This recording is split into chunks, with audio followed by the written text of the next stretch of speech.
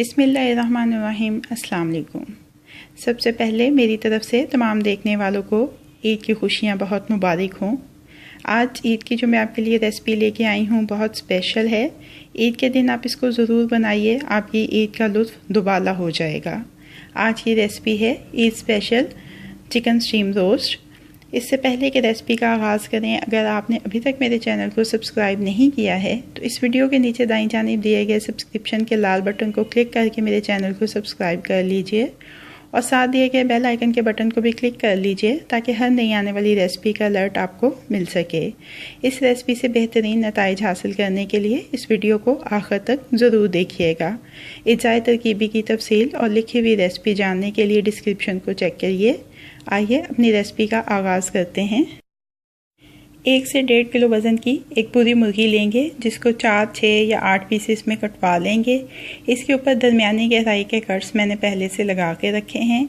इसकी मैरिनेशन में सबसे पहले शामिल करेंगे 2 खाने के चम्मच नींबू का रस, 1 अंडा,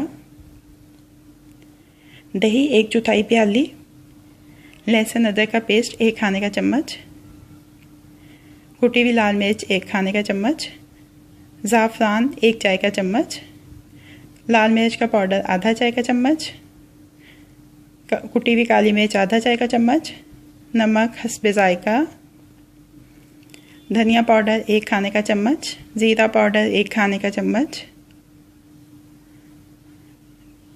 मैदा 2 खाने के चम्मच, कॉर्नफ्लोर 1 खाने का चम्मच।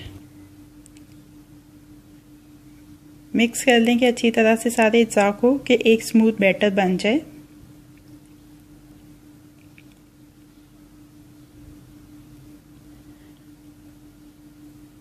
देखें बैटर तैयार हो गया है। अब मुर्गी के पीसेस एक एक करके इसमें शामिल करेंगे और इस मैरिनेशन को अच्छी तरह से लगा देंगे। अब इसको ढक के 4 से 6 घंटे के लिए फ्रिज में रख देंगे मैरिनेट होने के लिए। करीब 6 घंटे हो चुके हैं इस मुर्गी की मैरिनेशन को। अब इनको फ्राई करना है, जिसके लिए दरमियानी आंच पे कढ़ाई रखी है जिसमें तेल पहले से शामिल कर दिया है। तेल गरम हो जाए तो इसमें एक एक करके ये पीस शामिल करेंगे और इनको दोनों तरफ से अच्छी तरह से फ्राई कर लेंगे। इससे सारे मसाले और जूसेस जो हैं वो चिकन के अंदर सील हो जाएंगे।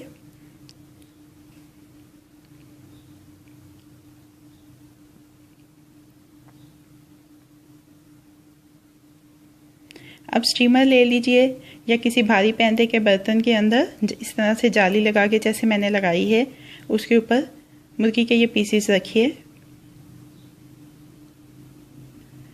और अब इसको ढक के तकरीबन आधा घंटा धीमी आंच के ऊपर स्टीम होने देंगे हत्ता कि ये अच्छी तरह से गल जाए। आधा घंटा हो चुका है, चिकन अच्छी तरह से स्टीम हो चुका है। अब चिकन तैयार है, चूल्हे को बंद कर देंगे और इसको डिश आउट कर लेंगे। स्पेशल चिकन स्टीम रोस्ट को सर्विंग प्लेट में शिफ्ट कर लिया है। अब ये रेडी टू सर्व है।